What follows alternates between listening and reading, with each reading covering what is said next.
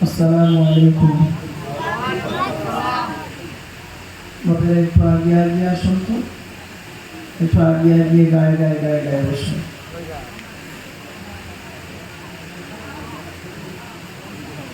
আলোচনা শুরুতেই আমি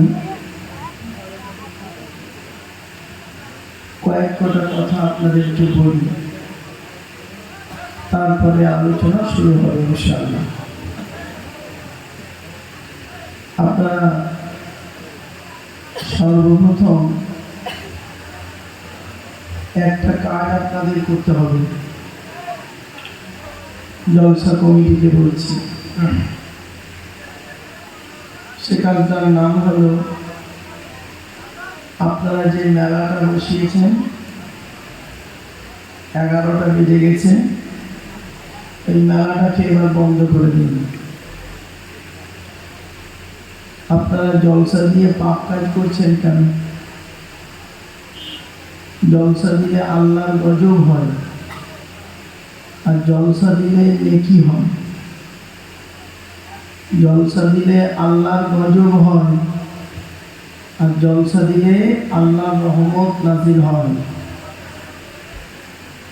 আমি আপনাদেরকে অনুরোধ করছি, জলসা কমিটি ভাইদেরকে, আপনারা যে মেলা বসিয়েছেন, মেয়ে ছেলেরা ওখানে হয়তো অনেকে ঘোরাফেরা করছে, বেটা ছেলেরা ঘুরছে, রাত 11টা বেজে গেছে। আমি এসেছি 1.5 ঘন্টা আগে, আমি একটু দেরিতেই উঠেছি, কারণ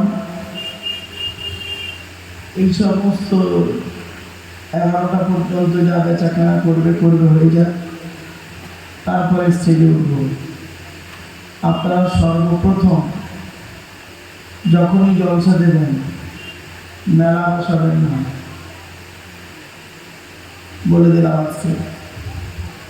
বাবা, আমি বাস্তব কথা বলি, সাময়িক শুনতে খারাপ লাগবে কথাগুলো, কিন্তু এই কথাগুলি আমাকে বলতে হবে। আপনারা একটু আগে আগে বসুন, আর এই ঈদগার ভিতরে ঢুকে পড়ুন। ঈদগার ভিতরে ঢুকে পড়ুন। আপনারা অনেকটা জায়গা আছে,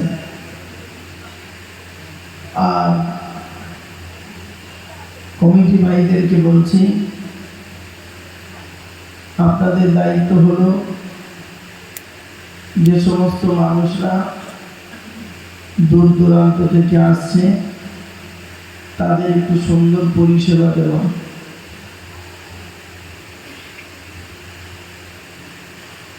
জলসা দিতে গেলে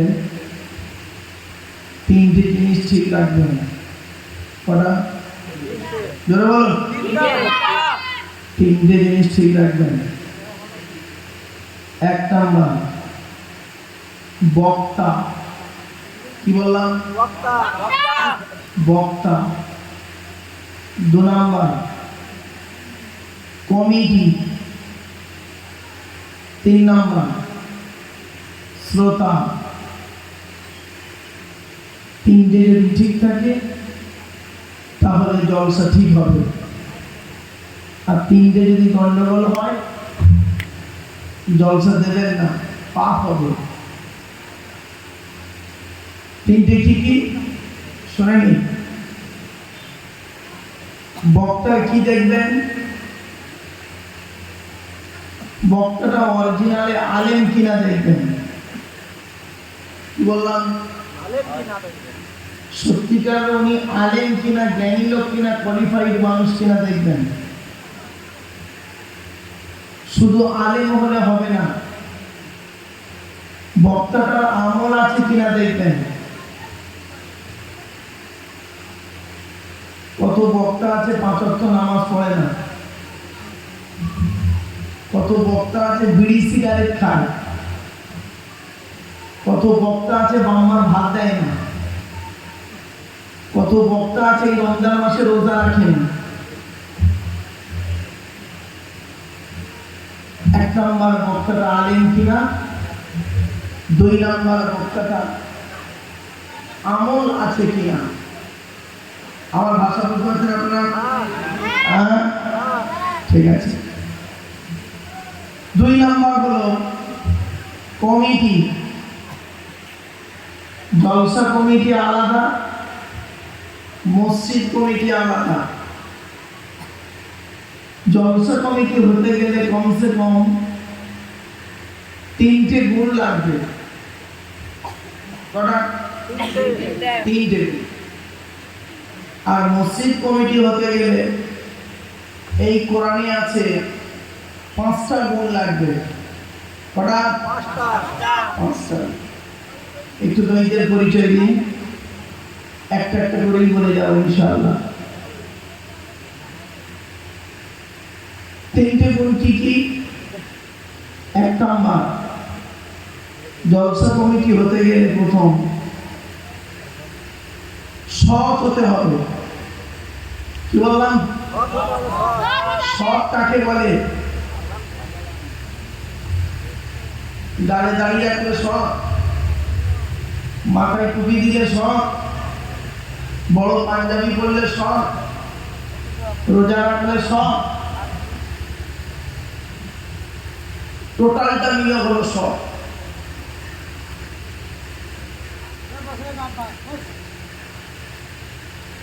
এই জন্য 1500 বছর আগে হযরত মুহাম্মদ সাল্লাল্লাহু আলাইহি ওয়াসাল্লাম তিনি বলেছিলেন তার সঙ্গী সাহাবীদেরকে, তোমরা আমাকে 2টো জিনিসের গ্যারান্টি দাও, আমি তোমাদের জান্নাতের গ্যারান্টি দেব। 2টো জিনিস কি? আজ আমি সেই কথাটিকে নকল করে 1500 বছর পরে এই ঈদগাহ ময়দানে বলছি। আপনারা আমাকে 2টো জিনিসের গ্যারান্টি দিন, কোরআন হাদিস মোতাবেক আমি আপনাদের জান্নাতের গ্যারান্টি দিয়ে যাব ইনশাআল্লাহ। কি নবী কি বললেন? 2 ঠোঁটের মাঝখানে জিভের গ্যারান্টি দাও।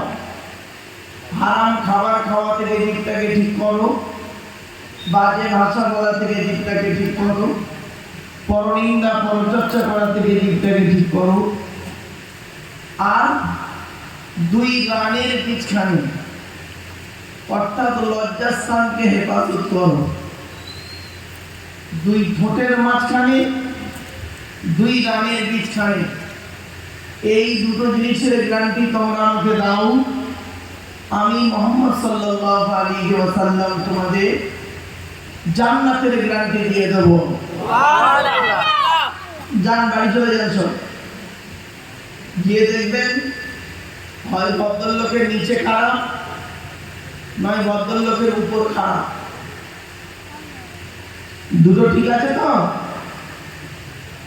নাকি নামের আগে মোহাম্মদ লিখেছেন, গরুর গোস্ত খেয়েছেন, লজ্জাস্থানের চামড়া খেয়েছেন, মাথায় টুপি দিয়েছেন, গালে দাঁড়িয়ে গেছেন, জুম্মার নামাজ পড়েছেন, ঈদের নামাজ পড়েছেন, আর নানায় ফেরবুকে আল্লাহ আকবার দিয়েছেন। এই 2টো ঠিক আছে কি? যান আগে ওই 2টো ঠিক করুন, করলেই আপনি একজন সত্যিকারের সৎ মানুষ। 2 নম্বর হলো 5 ওয়াক্ত নামাজি হতে হবে। কি বললাম? বাবা জলসা কমিটিকে আমি অনুরোধ করছি, বাবা তোমরা জলসা দিয়েছো ভালো জিনিস, যুবকেরা তোমরা নামাজকে ছেড়ো না। নামাজ কারোর জন্য মাপ নাই, মনে রাখবেন। 3 নাম্বার হলো হালাল খাবার খেতে হবে। কি বললাম? হালাল খাবার খেতে হবে। হারামকে বর্জন করুন, হালালকে গ্রহণ করুন। এবারে আসছি শ্রোতাদের কি লাগবে? 3টে জিনিস লাগবে। 1 নাম্বার শরীর পাক। কি বললাম? শরীর পাক। এতগুলো মানুষ আপনারা বসে আছেন, আমার দৃঢ় বিশ্বাস আপনাদের শরীর প্রত্যেকেরই কম বেশি পাক আছে, ঠিক না বেটি? তবে অনেকের অজু না থাকতে পারে, অনেকের অজু নেই, কিন্তু শরীরটা পাক আছে। ঈদগাহে ঢুকেছেন, অজুটা করলে ক্ষতিটা ছিল? জলসাটা যদি মসজিদই হতো কি করতেন? অজু করে ঢুকতেন না? বিবেককে প্রশ্ন করবেন। 2 নাম্বার কাপড় পাক। কি বললাম? কাপড় পাক। আপনারা যেটা কাপড় পরে আছেন পছন্দ মতো, আপনাদের প্রত্যেকের কাপড় পাক আছে, ঠিক না বেশি? 3 নাম্বার জায়গা পাক। কি বললাম? জায়গা পাক। আচ্ছা, এই যে কাপড় প্লাস্টিকটার উপরে বসে আছেন আপনারা চটকার উপরে, এটা কি প্যান্ডেল ওনাদের?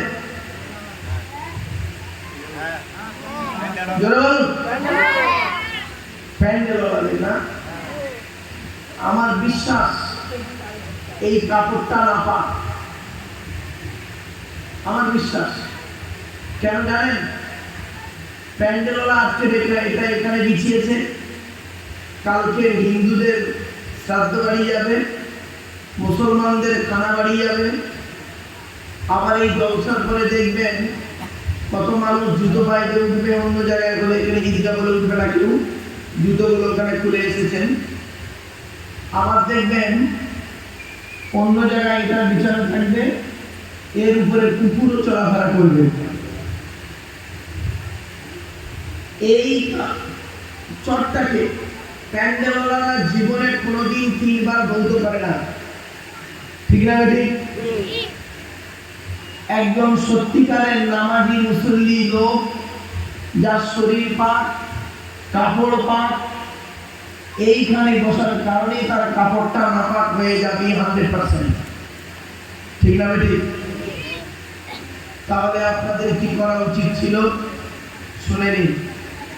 সারাদিন জীবন তো জলসা দিয়েছেন, আর ভুলেও একে এনে ফেলেছেন। এনে যখন ফেলেছেন, কয়েক কটা কথা শুনে যান, জীবনটা লাভ হবে, ধন্য হবে, পরকালে বুঝতে পারবেন। আপনারা এই প্যান্ডেলওয়ালাদের মালটা না বিছিয়ে মসজিদ থেকে মুসাল্লাগুলো এনে যদি বিছিয়ে দিতেন, আর ওই ঈদগাহ গেটে যদি লিখে দিতেন বিনা অজুতে প্রবেশ নিষেধ, বুঝতে পারছেন ভাষা আমার? বিনা অজুতে প্রবেশ নিষেধ, তাহলে দেখতেন পরিবেশটা আরো ভালোই হতো। মেদিনীপুর জেলা শিক্ষা দীক্ষা চিন্তা ভাবনা চেতনায় বিবেক বুদ্ধিতে অনেক উন্নত, আমার ধারণা অনুযায়ী।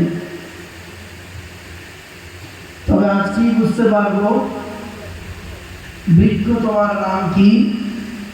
ফলে পরিচয়।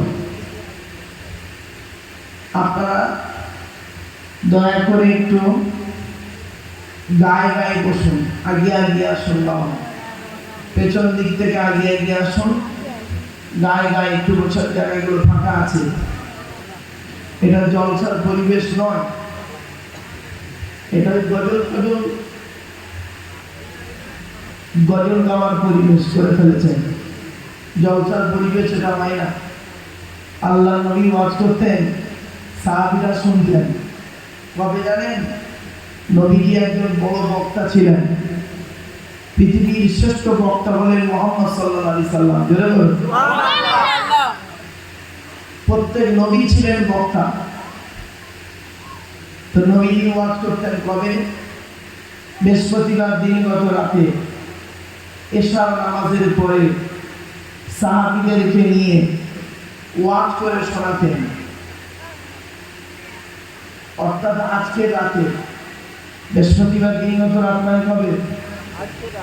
আজকে রাতে নবী সাহাবীদেরকে নিয়ে ওয়াজ করে শোনাতেন। নবীর ওয়াজ কেমন ছিল আর আমাদের ওয়াজ কেমন হয়েছে? নবীর ওয়াজ ছিল টু দি পয়েন্টের উপরে, টু দি পয়েন্টের উপরে ছিল নবীর ওয়াজ। আর আমাদের ওয়াজ হলো যে যত চিৎকার চেঁচামেচি করতে পারবে, যার গলার পলিয়াম যত ভালো, ওই বক্তা হলো সব থেকে ভালো বক্তা। বাবা কবরে ঢোকো, কবরে ঢোকো, বুঝতে পারবে। চলুন, আল্লাহ পাক আসমান পৃথিবী জমিনকে সৃষ্টি করলেন মাত্র 6 দিনে। দলিল কোথায়? কোরআনে আছে, ইন্না রাব্বাকুমুল্লাহু আল্লাযী খালাকাস সামাওয়াতি ওয়াল আরদা ফি সিত্তাতি আইয়াম। 8 নম্বর পারা 16 নম্বর পৃষ্ঠার 7 নম্বর লাইন, সূরার নাম সূরা আরাফ, আল কোরআন।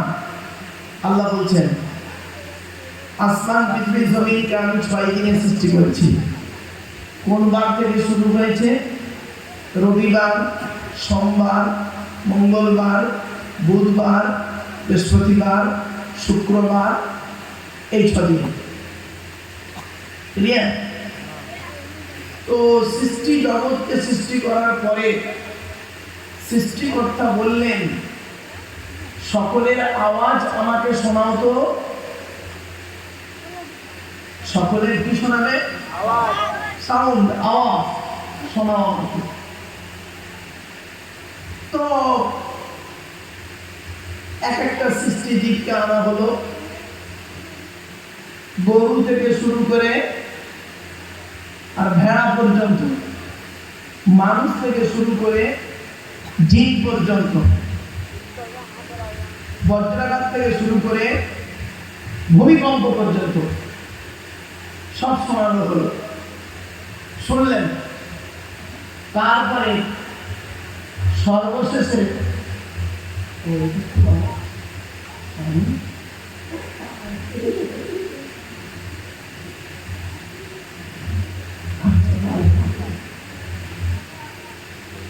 শুনে নিন, সর্বশেষে একটা প্রাণীকে আনা হয়েছিল। সেই প্রাণীটা যেই ডেকে উঠেছে, সৃষ্টিকর্তা বলছেন, এই এটাকে সরা, এটাকে সরা, এর আওয়াজটা ভালো লাগছে না। সেই প্রাণীটার নাম শুনবেন? বলবো? বলবো? গাধা। কি বললাম? গাধা। কোরআনে আছে, ওয়াকসিদ ফি মাশরিকা ওয়াউদুদ মিন সাউতি ইন্না আনকারাল আসওয়াতি লাসাউতুল হামিদ। 21 নম্বর পারার 12 নম্বর পৃষ্ঠা, প্রথম নম্বর লাইন, সূরার নাম সূরা লুকমান, আল কোরআন। আল্লাহর কাছে নিকৃষ্ট আওয়াজ হলো গাধার মতো চিৎকার চেঁচামেচি করে কথা বলাটা হলো আল্লাহর কাছে নিকৃষ্ট আওয়াজটা। প্রত্যেক নবীর ভাষা ছিল রুচিশীল, ধীরস্থির ভাবে, টু দি পয়েন্টের উপরে, একেবারে খুব স্লো নয় আর খুব চিৎকার চেঁচামেচি করে নয়। ইসলামের আদর্শ হলো এটাই। আপনি চলে যান ডিএম এর ঘরে, সিএম এর ঘরে, পিএম এর ঘরে, ডিআই এর ঘরে, বিডিও এর ঘরে, এসডিও এর ঘরে, এসডিপির ঘরে চলে যান, দেখবেন গেটে লেখা আছে কিপ সাইলেন্ট। আর ওখানে গিয়ে কথা বলবেন তার সঙ্গে ভদ্রভাবে গিয়ে বলতে হবে, নাই কামিং স্যার, আসতে পারি স্যার। যত বড় গুণ হও না কেন,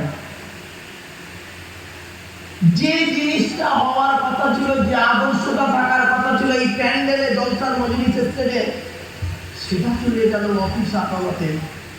আর যেটা হওয়ার কথা ছিল ওইখানে, সেটা এসে গেল এইখানে। ধর্ম ঘটাও তো বোঝেন না, মুহাম্মাদের মোটাও বোঝেন না, কোরআনের কথাও বোঝেন না।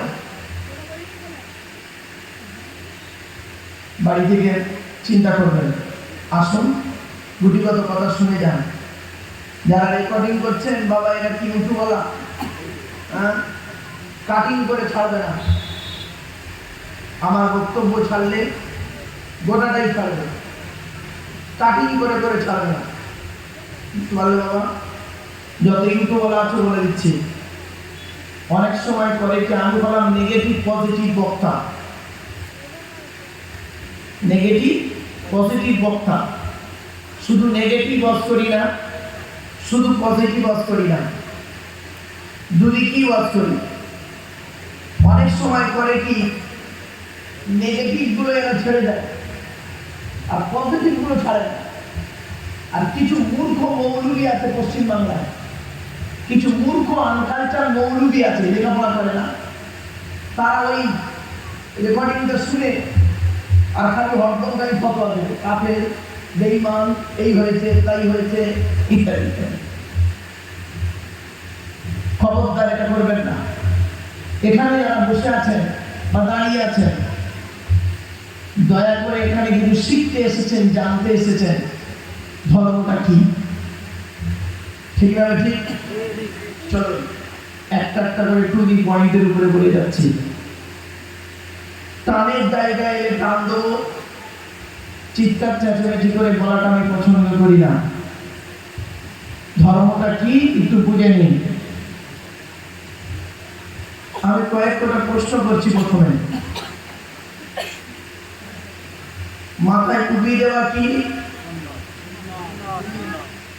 জোরে বলুন। সুন্নাত। দাড়ি রাখা বলুন না। গোপ রাখা, গোপ রাখা কি দেখেছ? তাহলে মাথায় ঢোকানো হচ্ছে কি? মাথায় টুপি দেওয়া সুন্নাত, গালে দাড়ি রাখা সুন্নাত, গোপ রাখা হারাম। এইটাই ঢোকানো হচ্ছে আপনাদের মাথায়। এই ভূতগুলোকে টান। এই জন্য আলেমের ওয়াজ শুনবেন, আলেমে ওয়াজ শুনবেন। আপনারা তো আলেম ছিলেন না। গলা আছে, গলিয়ে আছে, বক্তা আছে, বড় বড় বক্তা। 2000 সালে যাদেরকে আমি দেখলাম, 2000 সালে যাদেরকে দেখলাম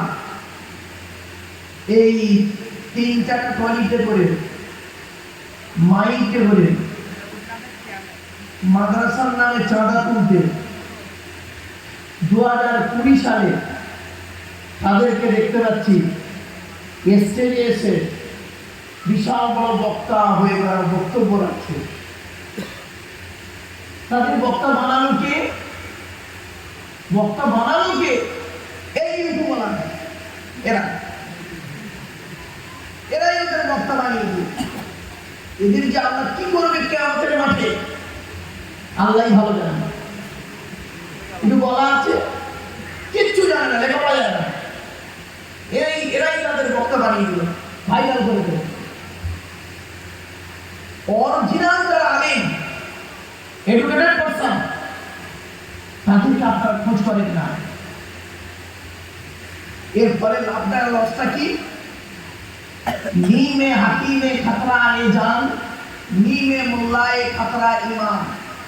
आधा ডাক্তার রোগী মেরে ফেলে আর আধা মোল্লা ঈমান নষ্ট করে। কিছু বুঝতে ভাষা ভালো করে বুঝে নিন, শুনে নিন। আজকে ওয়াজ কে করবে? চলো আজকে নেই কোন লোকটা স্টেজে এসে ওয়াজ করবে?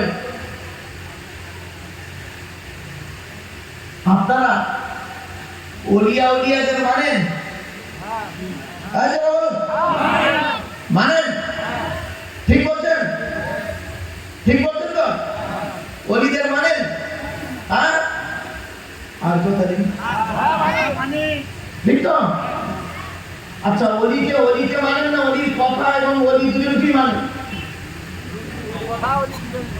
দুজনকে মানেন তো? দুজনই মানেন তো নাকি? চলো, বড় পীর আব্দুল কাদের জিলানী রহমাতুল্লাহ আলাইহির নাম শুনেছেন? হ্যাঁ, তাকে মানে মুসলমানের বাচ্চা, তাকে যদি মানতে তোমাদের দশাই নাম হতো না। লজ্জা করে না? বড় পীর আব্দুল কাদেরের নাম ভেঙে খাও তোমরা? বড় পীর আব্দুল কাদের জিলানী মানো তোমরা? যদি সত্যিকারের মানতে তাহলে মূর্খদেরকে স্টেজে তুলতে না। ভালো করে শোনো, বড় পীর আব্দুল কাদের জিলানী রহমাতুল্লাহ আলাইহি একটা কিতাব লিখেছেন। কিতাবটির নাম হলো বুনিয়াতুত তালিবিন। কি বললাম? জোরে বলুন, বুনিয়াতুত তালিবিন। সেই কিতাবের মধ্যে উনি লিখছেন, সমাজে ওয়াজ করবে কোন ব্যক্তি?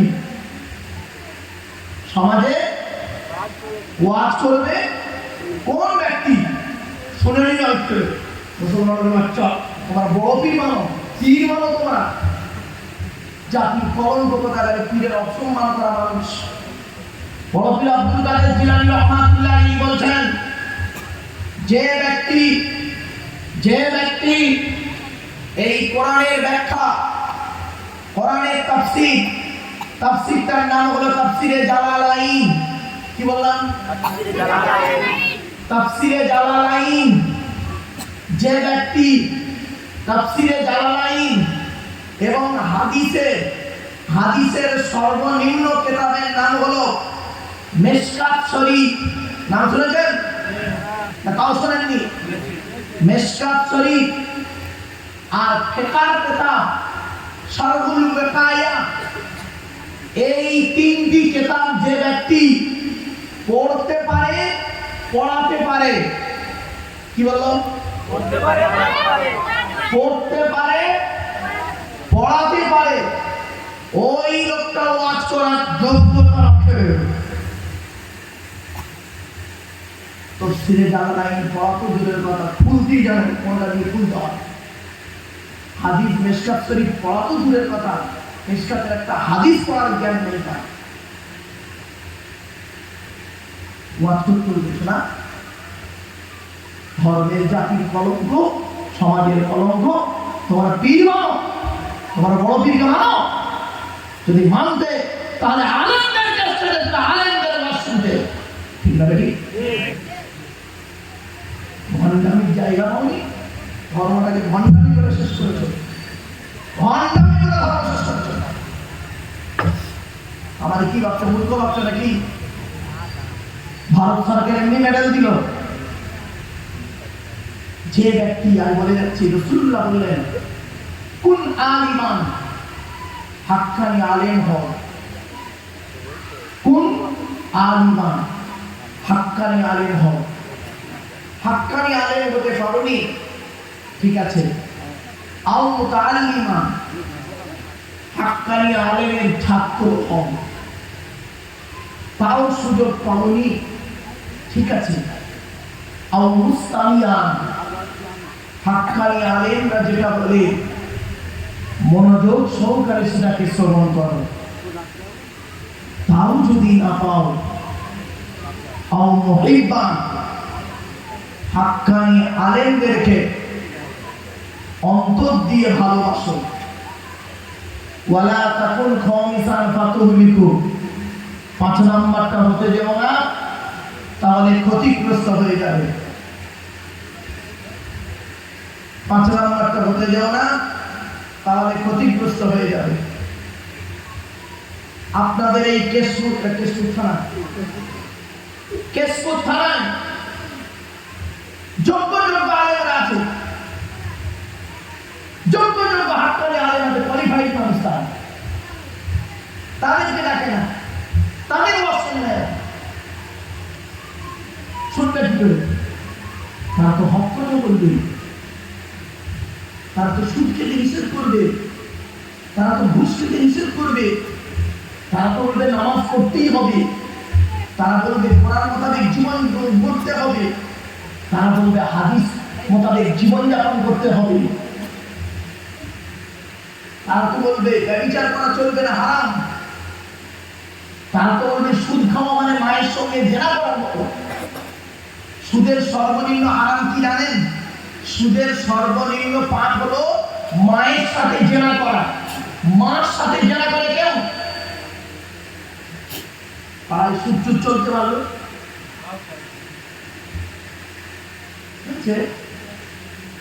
এ কথা কেউ বলবে না। ইতিহাসের ওয়াজ করবো, ইতিহাসের ওয়াজ শুরু করলে it is very simple matter. একটা কেসা কাহিনী ধরলে 2 ঘন্টা 3 ঘন্টা 4 ঘন্টা আমাদের it is very simple matter, কোনো লাভ হবে না। কয়েক কটা কথা বলে যাচ্ছি। এই আল্লাহর কোরআন, নবীর হাদিস, ইজমা এবং কিয়াস থেকে এই 4টের মধ্য দিয়ে কয়েক কটা কথা বলে যাচ্ছি। এখানে বসে বুঝে নিন, বুঝতে না পারলে আমাকে বারে বারে বলুন, বারে বারে বলুন মহাশয় বুঝতে পারি না, আমাকে বুঝিয়ে দিন। I shall try my best, আমি চেষ্টা করবো আমার ভালোটা আপনাদের কাছে তুলে ধরতে। যতক্ষণ না আপনি বুঝতে পারবেন আপনার বোঝানোর দায়িত্ব হলো আমার, ঠিক না? ঠিক। কে আমাদের মাঠে আল্লাহ আমাকে ধরবে, আল্লাহ আমাকে ধরবে। তোকে দাওয়াত করে নিয়ে গিয়েছিল সাকুয়া গ্রামের মানুষেরা তোকে দাওয়াত করে নিয়ে গিয়েছিল, কি ওয়াজটা করেছিলিস বল? প্রত্যেকটা কথা আমার জবাব দিতে হবে ওই মাঠে। কোন মাঠে? কোন মাঠে? ইয়াউমাই কোরআন বলছে ইয়াউমা ইয়াজমাউকুম লিয়াউমিল জামঈ যালিকা ইয়াউমুত তাগাবুন। সূরা তাগাবুনের 9 নম্বর আয়াত। যে মাঠে মানুষকে একত্রিত করা হবে, হার জিতের মাঠ, সেই মাঠে। চলুন, আমি এখানে বসেছি একটা, আমি আজকে এখানে বসে বসে কাঠুরিয়ার কাজ করব। কি বললাম? কাঠুরিয়ার কাজ করব। আচ্ছা, কাঠুরিয়ার কাজ কি? গাছ কাটা। আজকে আমি স্টেজে বসে একটা বড় নোংরা গাছকে কাটবো। আপনাদের অন্তরের ভিতরে যে নোংরা শয়তান বাসাবে যে একটা গাছ তৈরি করেছে, ওই গাছটাকে আমি কাটতে বসেছি এই স্টেজে বসে। আর ওই গাছ কাটতে গিয়ে কাঠুরিয়া যখন কোনো গাছ কাটতে যায়, সর্বপ্রথম সে কি করে? গাছের উপরে ওঠে, ঠিক না? ঠিক। ছোট ছোট ডালগুলো আগে কেটে নেয়, তারপরে কি করে? ফিতে ধরে খাটের মাপে পিস পিস করে মালগুলো কাটিয়ে নামে, অবশেষে গুড়িটা কেটে টলিতে তোলে, ঠিক না? ঠিক। আজ আমি এখানে বসেছি, প্রথমে বেশ কিছু নোংরা গাছ কাটে, গাছের ডাল কাটবো।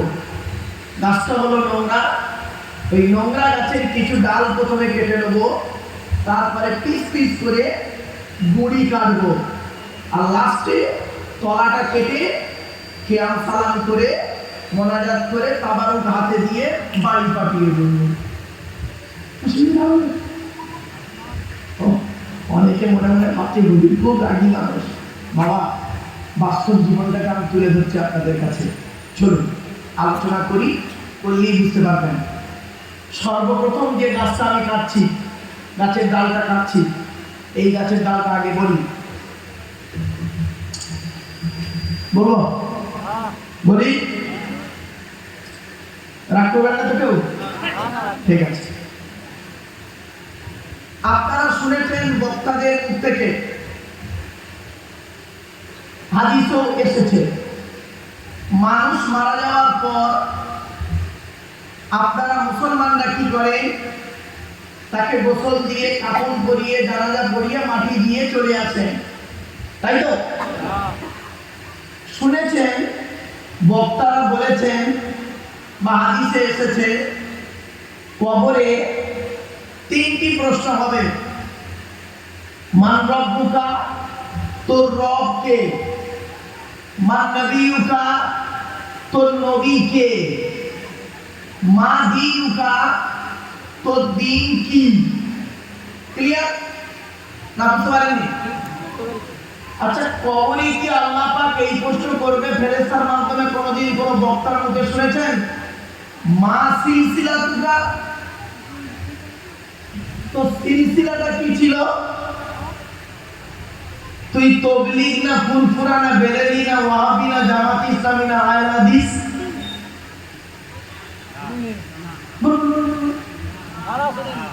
শোনেননি না? তাহলে কবরে এই প্রশ্নটা করবে না। কিয়ামতের মাঠে কি কোনদিন কোন আলেম বক্তা বলেছেন কিয়ামতের মাঠে আল্লাহ তোমাকে এই প্রশ্ন করবে, তুই পৃথিবীতে তবলিগ ছিলিস না ফুরফুরা ছিলিস না বেরেলি ছিলিস না ওয়াহাবি ছিলিস না জামাতি ইসলামী ছিলিস না আহলে হাদিস ছিলিস? করবে? করবে না। তাহলে যে প্রশ্ন কবরে হবে না, যে প্রশ্ন কিয়ামতের মাঠে হবে না, সেই প্রশ্ন নিয়ে মাটির উপরে কয়েক বছর বাঁচবেন, 30, 40, 50 বছর, সেইটাকে নিয়ে মাতামাতি করেন কেন? বুঝতে পারছেন না কথা আমার?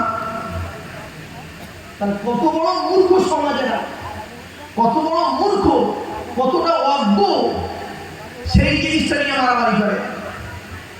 গোল টুপি, লম্বা টুপি, চেরা জামা, ফাড়া জামা, গোল জামা, পিজাহান, উঁচু টুপি, নিচু টুপি, পাঁচকলি টুপি, বুকে হাত বাঁধা, নাকের নিচে হাত বাঁধা, জোরে আমিন বলা, আস্তে আমিন বলা, মোনাজাত করা না করা, এই সব নিয়ে মারামারি।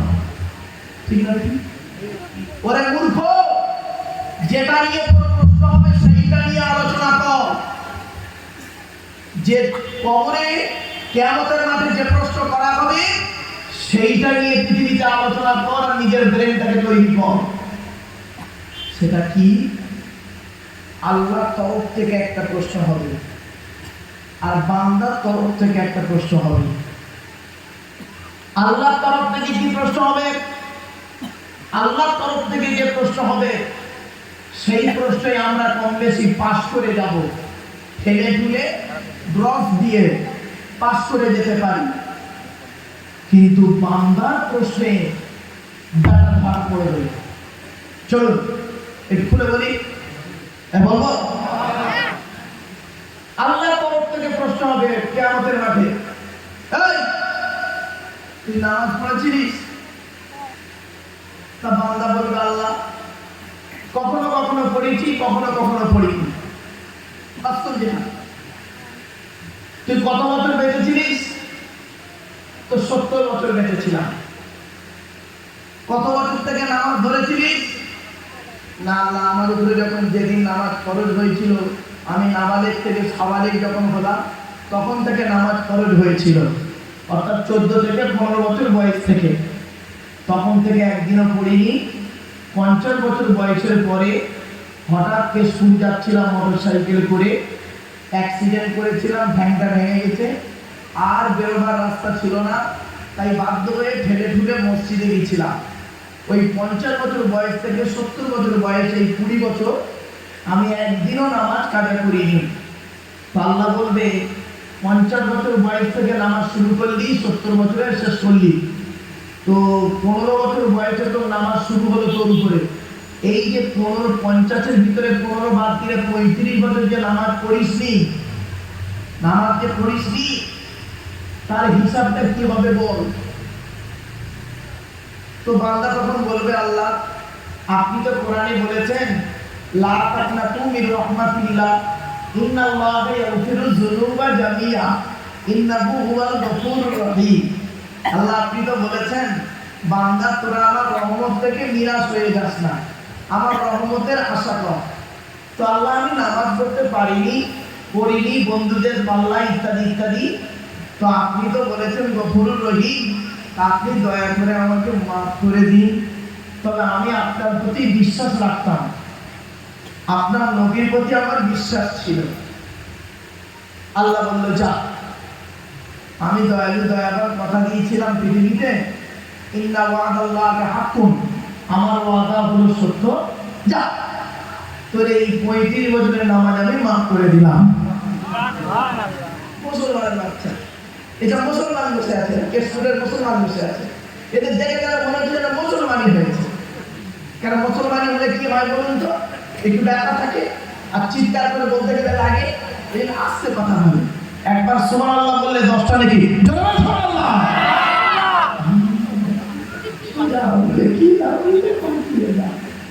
সুবহানাল্লাহ বলবে তাই দেখো কেউ হচ্ছে কেন। চলো এরপর আল্লাহ প্রশ্ন করবে, এই তুই না রোজা রেখেছিলিস? তা আপনি আমি কি বলবো, আল্লাহ 25 বছর বয়স পর্যন্ত রোজা রাখতে পারিনি, তারপরে মাঝে মাঝে রোজা রেখেছি, মাঝে মাঝে রোজা রাখিনি। তারপর কি করলি? আল্লাহ 50 বছর বয়সের পর থেকে বুড়ো হয়ে গেছি, তখন থেকে একদিনও রোজা পান দিইনি, প্রতিদিন করেছি মরণ পর্যন্ত। ভালো কথা। ফেরেশতারা বলবে আল্লাহ ও আর একটা পাপী। তো কিরকম দেখবেন, এই আদম সন্তান মানব জাতিকে পৃথিবীতে কোনো জীবজন্তু চিনতে পারে না, একমাত্র মানুষের কাছে হার মেনেছে, ঠিক না ঠিক? এদের কি কোয়ালিটি চেনা মুশকিল। ফেরেশতারা বলে আল্লাহ আদমের সন্তানগুলো এমন কোয়ালিটি বোঝা মুশকিল। বলে কিরকম বলতে দেখি? বলে সারাদিন রোজা রেখেছে, সারাদিন রোজা রেখেছে, এক ওয়াক্ত নামাজ পড়ে, ঠিক না ঠিক? এখানে অনেকে আছে দেখবেন রোজা রেখেছে নামাজ পড়ে না, আবার নামাজও পড়ে না, রোজাও রাখে না, ইফতার করেছে, ঠিক না ঠিক? ভুল বলছি না? নামাজও পড়েনি, রোজাও রাখেনি, ইফতার পার্টিতে বসে পড়েছে। ইফতার ওই লোকটার জন্য প্রযোজ্য, শুনে নিন, ইফতার ওই লোকটার জন্য প্রযোজ্য যে লোকটা রোজা রাখে, ঠিক না ঠিক? সেটা করিনি। চলো, তা তুই যে কয়েক বছর রোজা রাখিস এর খবর কি হবে? আসছে, একদম আসছে, বলতো জোরে জোরে একদম, তুমি মানি করে বলো, হ্যাঁ আসছে না। যারা যেন এই কদম দাঁড়িয়ে আছে, বসে আছে, এরা যেন শুনতে পায়। সেই 4 মাইল দূরে চায়ের দোকানে বসে আড্ডা মারছে আর আমার আওয়াজ শুনবে, ওসব দরকার নেই। এখানে আসো, এসে বসো, শোনো, সঠিক জিনিসটা মূল্যায়ন করো, তারপরে বাড়ি যাও, পরিষ্কার। এখানে জায়গা না হলে ঠিক আছে, চলে যাও, এখানে যেহেতু জায়গা ফাঁকা আছে এখনো, ঠিক না বেটি? কথাগুলো শুনে নিন। তো আল্লাহ তরফে যত প্রশ্ন হবে কম বেশি আমরা পাস করে যাব। আল্লাহ দয়া করলে আমাদের কি করবেন? ছেড়ে দেবেন, পাস করে দেবেন। কিন্তু এটা ধরা পড়বে কোথায় জানেন? বান্দার প্রশ্নে। আপনারা এখানে বসেছেন আজকে ওই বান্দার প্রশ্নের উত্তর দেওয়ার জন্য বসুন আজকে। আল্লাহ বলবে, তোর বাপ মারা গিয়েছিল, হ্যাঁ, চাচা বেঁচে ছিল, চাচারা বেঁচে ছিল, সুসম্পর্ক রেখেছিলিস, ফুপু বেঁচে ছিল, ফুপু কি ভাই কি বলে, ফুপু বেঁচে ছিল, বাপের বোন, তাদের সঙ্গে সম্পর্ক রেখেছিলিস, মা মারা গিয়েছিল, তো খালারা বেঁচে ছিল, খালারা, তাদের খবর নিয়েছিলিস, মামারা বেঁচে ছিল, তাদের খবর নিয়েছিলি? বাপ আর মা মারা গিয়েছিল, মায়ের পেটের ভাই বেঁচে ছিল, ভাইয়ের খবর নিয়েছিলি? না রমজান মাসে শুধু নিজে একাই গিয়েছিস আর বউ বাচ্চার জামা কাপড় কিনে ঈদের নামাজ পড়েছিস? তোর বোন বেঁচে ছিল, বোনের খবর নিয়েছিলি? না শাড়ির জামা কাপড় কেনার জন্য খালি কুজুকুজি করেছিলিস? বুঝতে পারছো না বাবা?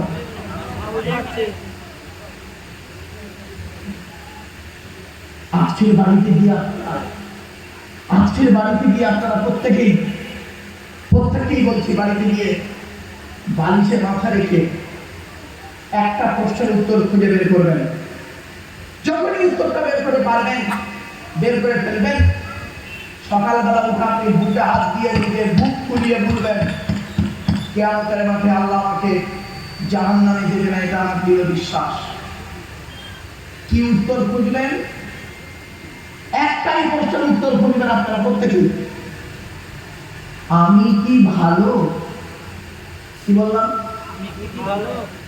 আমি কি ভালো? এইটুকু উত্তর খুঁজবেন, আমি কি ভালো? ব্যাস। শুয়ে চিন্তা করতে করতে একটা ধাপে যাবেন। আচ্ছা, আমি এই পৃথিবীতে বাপ হিসাবে কতটা ভালো? দেখি তো আমার জীবনে। হ্যাঁ, ছেলে মেয়ে লেখাপড়া শিখিয়েছি, ছেলে মেয়েকে সুশিক্ষায় শিক্ষিত করেছি, ছেলে মেয়েকে খাওয়া দাওয়া করিয়েছি, ছেলে মেয়েকে ভালো ভদ্রতার শিক্ষা দিয়েছি, ছেলে মেয়ে জামা কাপড় ভরণ পোষণ করেছি, ছেলেকে বিয়ে দিয়েছি, মেয়েকে বিয়ে দিয়েছি। না, কিয়ামতের মাঠে বাপ হিসেবে আল্লাহ আমাকে আর ধরবে না। কিছু বুঝতে পারছেন আমার বক্তব্য? বুঝতে পারছেন তো? বাপ হিসেবে আমি পার হয়ে যাবো আল্লাহর কাছে। 2 নম্বর প্রশ্ন করবেন নিজেকে নিজে প্রশ্ন করবেন আজকে বাড়িতে গিয়ে, আমি স্বামী হিসাবে কতটা ভালো? আচ্ছা, আমি কি আমার স্ত্রীর সঙ্গে ভালো ব্যবহার করেছি? আমার স্ত্রীকে জীবনে কোনোদিন মারধর করেছি? স্ত্রীকে গালিগালাজ করেছি? না। স্ত্রীর বাম্মার গালিগালাজ করেছি?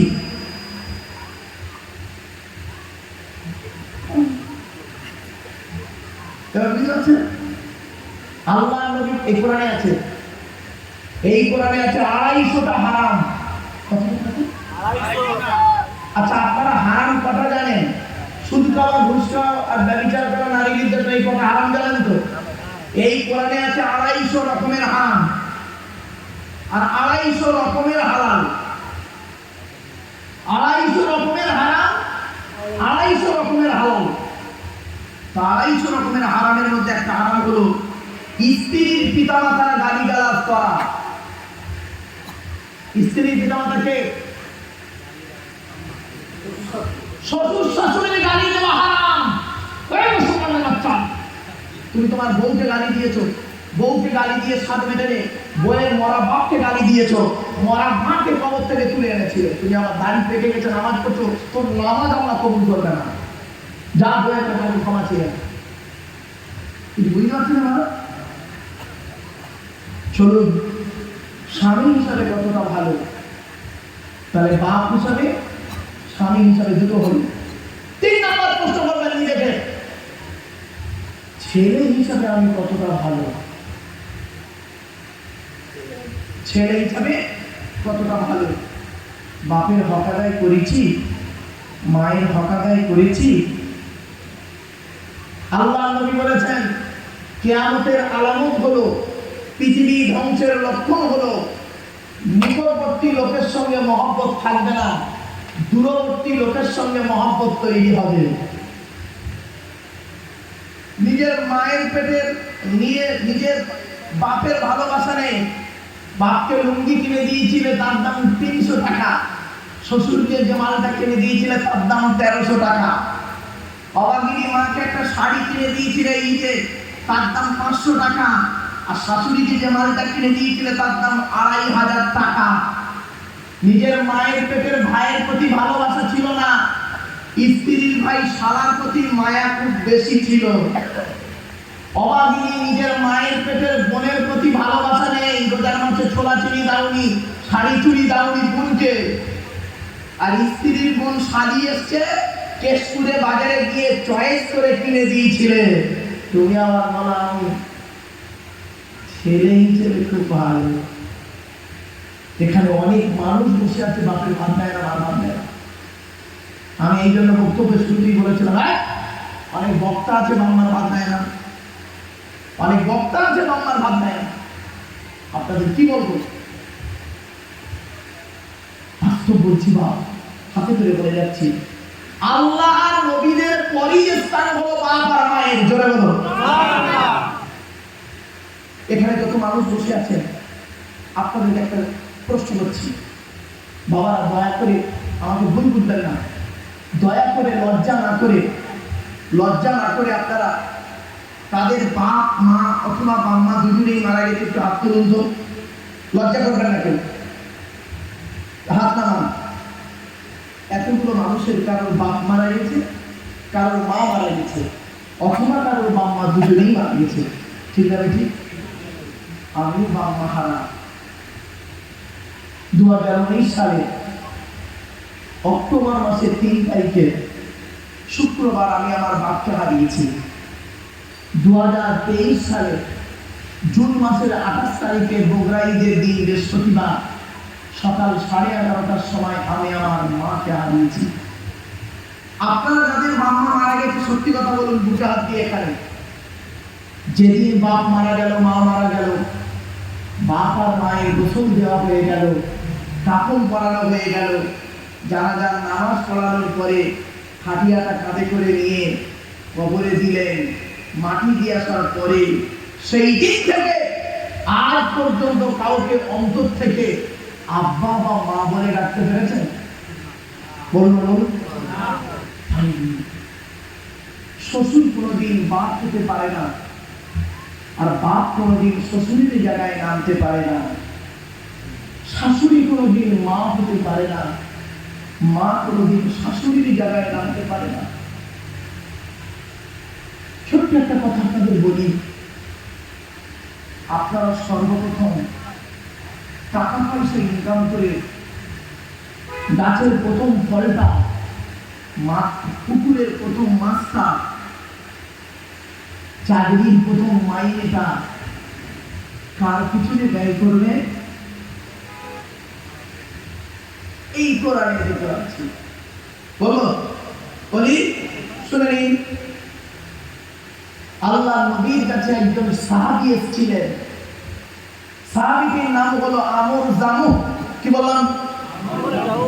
প্রচুর টাকার মালিক ছিলেন উনি, প্রচুর টাকার মালিক। তো উনি বসে আছে, এমন সময় নবীজি বসে আছে, ওই পয়সাওয়ালা ব্যক্তিটি আসছেন। তো নবীর পাশে যারা ছিলেন তারা বলছেন, হে নবী, ওই আমর জামু আসছে, প্রচুর টাকার মালিক, এলাকার সব থেকে ধনী লোক আসছে। তো নবীজি বললেন, আচ্ছা ওকে আসতে দাও। লক্ষ্মী এলেন, আসার পরে নবীকে সালাম করলেন। নবীজি বললেন বসেন। লোকটি বসলেন। কিছুক্ষণ পরে লোকটি নবীকে একটা প্রশ্ন করলেন। প্রশ্নটা কি একটু শুনে বাড়ি যাবেন। প্রশ্ন হচ্ছে, হে নবী, আল্লাহ আমার অনেক টাকা পয়সা দিয়েছে, টাকা পয়সাগুলো কোথায় ব্যয় করে গেলে, কার পেছনে ব্যয় করলে আল্লাহ খুশি হবে, যদি একটু বলে দিতেন সেইখানেই টাকা পয়সাগুলো ব্যয় করে চলে যেতাম। আচ্ছা, প্রশ্নটা ভালো না খারাপ? ভালো প্রশ্ন। উনি বসে আছেন, এমন অবস্থায় আল্লাহ পাক ওনাকে কেন্দ্র করে কোরআনের এই আয়াতটি নাযিল হলো, ইয়াসআলুনাকা মাযা ইউনফিকুন কুল মা আনফাকতুম মিন খায়রিন ফালিওয়ালিদাইনি ওয়াল আকরাবিন। 2 নম্বর পারা 13 নম্বর পৃষ্ঠা 12 নম্বর লাইন, সূরা বাকারার কোরআন। কোরআন জানিয়ে দিয়েছে। নবী তোমার কোরআন প্রশ্ন করছেন টাকা পয়সা কোথায় ব্যয় করলে আল্লাহ খুশি হবে? নবী তুমি বলে দাও সর্বপ্রথম টাকা পয়সা গুলো তোমরা তোমাদের বুড়ো বুড়ি বাপ আর মায়ের পিছনে ব্যয় করবে, আল্লাহ খুশি হয়ে যাবে। তার পিছনে আর এই ছেলে চাকরি করে বাপের কষ্টের টাকায় লেখাপড়া শিখে চাকরি পেয়েছে, আর মাইনে পাওয়ার সময় ব্যাংকের বই করছে, বইয়ের নমিনি করেছে, বই করছে বইয়ের নামে, আর বউ নমিনি করছে ওর ভাইকে।